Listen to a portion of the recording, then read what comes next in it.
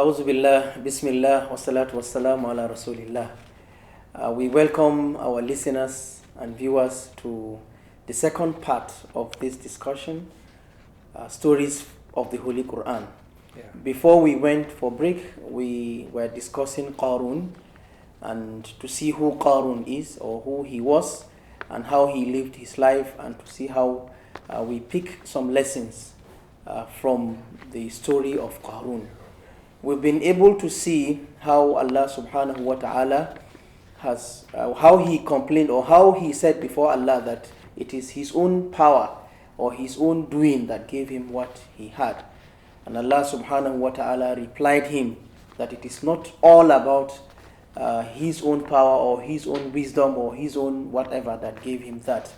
And shortly we had to go on break. To continue with me is the same Ustaz Malam Ibrahim Muhammad Bello. Can we have the reply that was given to him by Allah subhanahu wa ta'ala when he said it was his own power, it was his own wisdom, it was his own doing that gave him that wealth?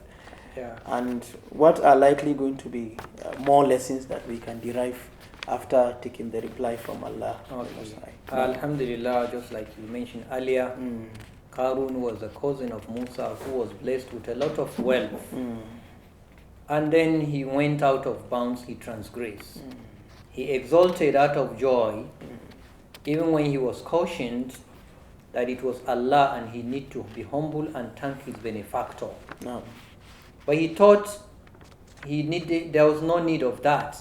There's no God in the equation of how he became rich. No. And Allah told us that he has destroyed earlier before Qarun those who are stronger and wealthier Than him. No. So Allah continued, just like we say, these are stories narrated by Allah himself to us in the Quran. No. Allah says, فَخَرَجَ عَلَىٰ قَوْمِهِ فِي زِينَتِهِ. And he came out beautifully dressed or arrogantly dressed. That's Qarun. Qarun, No. with his rides, the mounts, the horses, the donkeys, even his servants, exultantly dressed, flamboyantly, out of pride. No. And those who were materially inclined, who want the goodies of the world, like any other person will see. Now when you see somebody with a fancy car, the most expensive car, No. I wish I am the one. No. Allah say now, فَأَخَرَجَ عَلَىٰ قَوْمِهِ فِي زِينَتِهِ قَالَ الَّذِينَ يُرِيدُونَ الْحَيَاةَ الدُّنْيَا. Those who want the bounties of material world said, يَا لَيْتَ لَنَا مِثْلَ مَا أُوتِيَ قَارُونَ. Subhanallah. Wish we're the one who has all of this wealth, like Qarun. Just like you see an emir Thank coming you. out during Durbar One with rich his man, and you horse, say, wow, well I wish dressed. this is me. Subhanallah. No. Because to them, إِنَّهُ لَذُو حَظٍّ عَظِيمٍ. He is very wealthy. No. He has got great blessings and the goodies. In fact, he has arrived in our modern day time. No. قَالَ الَّذِينَ أُوتُوا الْعِلْمِ. But scholars and the knowledgeable people of reasoning among them will tell them, وَيْكَأَنَّ اللَّهَ يَبَسُطُ الرِّزْقَ لِمَنْ يَشَاءُ. قال الذين أوتوا العلم ويلكم ثواب الله خير لمن آمن وعمل صالحا. No. Careful. It is not the material thing that decides your position before God. This might not be. He might not even be a prosperous person before God. No. Okay? The reward of Allah and seeking hereafter is actually better than this material world. So don't be carried away. No. Don't wish to be like Qarun if he's actually not pious. No. Because however rich he is, and he's not godly, he's not God conscious, it will lead him to doom. But it's only la yulaqaha illa sabirun.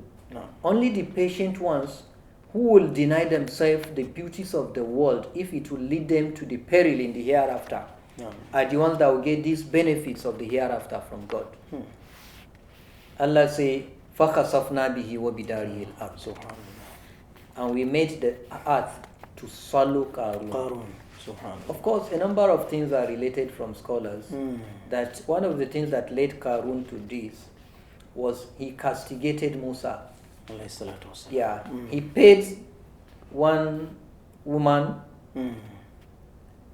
to fabricate a lie and disgrace Musa in public. and a number of things that he actually came in public and transgressed and challenged Musa that he needed no God. And Musa felt, he said, okay, you say you are a prophet, but I am richer than you, I am better. He boasted and even challenged Musa. And at a point, Musa supplicated to God. And God said, okay, what do you want? Musa said, allow the earth to obey my command. And Musa prayed that the earth continue to swallow him. And it is related in hadith that he will continue to doom, okay, in the earth till the day of judgment. فَخَسَفْنَا بِهِ وَبِدَارِهِ الْأَرْضَ Allah says, فَمَا كَانَ لَهُ مِنْ فِئَةٍ يَنْصُرُونَهُ مِنْ دُونِ اللَّهِ. He had no any helper then. All the people around him that he used to think he is rich, he commands, he has the authority, he can do and undo, became helpless themselves. So none could help him and he could not help himself. Allah says, وَأَصْبَحَ الَّذِينَ تَمَنَّوْا مَكَانَهُ بِالْأَمْسِ. There came those who wished they could be like him the day before. When were regretting. وَيْكَأَنَّ اللَّهَ يَبْسُطُ الرِّزْقَ لِمَنْ يَشَاءُ. Really? So it is God that gives wealth to him he likes, even if he's a bad person. So it is actually not the material world or the riches that detect somebody is pious or God loves him. لَوْلَا أَمَّنَّ اللَّهُ عَلَيْنَا لَخَسَفَ بِنَا. Had God not blessed us, would have also been perished with Qarun. Like it happens to Qarun. So this is why we should be careful. Now, the lessons to take very briefly from the story are many. Your closeness or blood relation with any pious person, even if it's a prophet, avails you of nothing if you are found wanting before God. He was a cousin, He's a cousin of Musa, and Allah mentioned it. And yet this happened. That is it, because the Prophet said it in hadith now. He said, "Man bata'a bihi amaluhu lam yusra' bihi nasabuhu." Whomsoever his deeds slowed him down in the hereafter, his blood relation will not speed up his movement or push him forward or avail him of Allah's punishment. Secondly, that wealth is a blessing from God.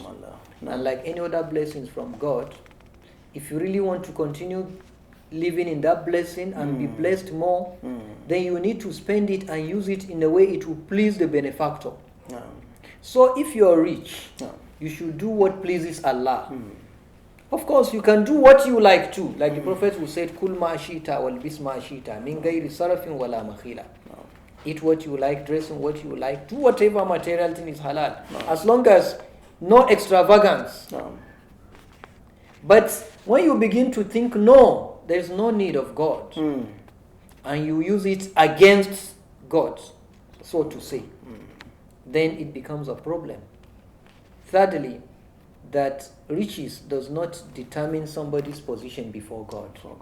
Allah can give wealth even to an unbeliever. Like your wealth does not determine your destination or your position in the sight of God. What actually is the determinant of our positions in the sight of God is taqwa Allah. Like Allah said, "In akramakum indallahi atqakum." Like in another verse, Allah say, وَمَا أَمْوَالُكُمْ وَلَا أَوْلَادُكُمْ بِالَّتِي تُقَرِّبُكُمْ عِنْدَنَا زُلْفَى إِلَّا مَنْ آمَنَ وَعَمِلَ صَالِحًا. It's not your wealth or the number of children you have that tells your position of how close you are to us, but your righteous deeds. Similarly, that people should be careful once you see somebody rich. Don't just think or you wish you want to be like him. There may be no need for that. You know, Qur'an taught us another lesson in Suratul Nisa. Allah says, وَلَا تَتَمَنَّوْا مَا فَضَّلَ اللَّهُ بِهِ بَعْضَكُمْ عَلَى بَعْضٍ. Do not aspire for what we have given some of you an edge over others. But the bottom line is what? وَاسْأَلُوا اللَّهَ مِنْ فَضْلِهِ. Ask Allah of His bounties. So Allah destroyed Qarun because of the length he went to, and people now come regretting. Another important lesson we should take in these verses: Islam is not against having wealth, but Islam is say acquire it in the right way and use it in the right way to benefit yourself and benefit others, and in benefiting others, do it seeking the pleasure of God. And the bottom line of the whole of these stories and material wealth and Allah telling us at the world is that Al-akhiratu khayrun wa abqa. We should not give preference to this world over the hereafter. That the hereafter is always better and better for us. So the story of Qarun once again tells us that Allah subhanahu wa ta'ala knows everything. And that He blesses whom He likes. And that anybody can be blessed materially. But that is not what should be an age or a determinant of superiority. But rather, who is pious. Look at Prophet Musa, who was even the prophet among them, was not as rich as he. Yet he was not rich. Not as rich. So that is what we should take from these lessons, like we said. And Allah subhanahu wa ta'ala says, فَقَصُصِ الْقَصَصَ لَعَلَّهُمْ يَتَفَكَّرُونَ. Relate the stories, perchance people might reflect. And that in these stories there are lessons for us to learn and to be remembered. Wallahu alam. Thank you very much, Brother Ibrahim Muhammad Bello. Viewers and listeners, we've been able to see how Qarun related with Musa alayhi salatu wassalam, how close he was to Prophet Musa alayhi salatu wassalam, and what he did in turn, not appreciating the blessings that Allah the Most High gave him. And like Ustaz Ibrahim said in his presentation, one should not, because Allah has blessed him with money or with wealth or with anything, feel that it is his own power or it is what he has done that brought him all that. It is only Allah has destined that you have that, and that is why you are having that. And it is also important for us to understand that whatever we are being given of wealth, that should be spent to please Allah, but not to turn around again, not appreciating that it was from Allah the Most High. He has also been able to tell us that it is important for us not to forget ourselves with what Allah subhanahu wa ta'ala has blessed us. If Allah has blessed you with the wealth, you shouldn't feel that it is only for this world, for worldly things, but you should also use it to prepare for your next world. Of course, there is nothing wrong in enjoying your wealth, provided you are within the boundaries of halal and not showing extravagance in the wealth that Allah subhanahu wa ta'ala has blessed you. And for the people around, seeing what Allah has blessed you with wealth, they shouldn't be carried away that alone is what makes them feel they are now alive, or what makes them feel above others, and then have that envy of why not I have this, why not I have that, not waiting for Allah subhanahu wa ta'ala's time. So this is much we can take from the stories of Prophet Musa, from Qarun, and then his encounter with Prophet Musa alayhi salatu wasalam. We hope our listeners and our viewers have been able to take lessons from what we have discussed in this very episode. We hope, inshallah, you'll be able to follow up with us in the next episode, where we shall be taking more stories from the Holy Quran. I remain Yahya Muhammad, who moderated this program, and Brother Ibrahim Muhammad Bello has been with me. We say from the Dawah Institute of Nigeria Islamic Education Trust, we say Assalamu alaikum wa rahmatullahi wa barakatuh. Wa alaikum assalam wa rahmatullahi wa barakatuh.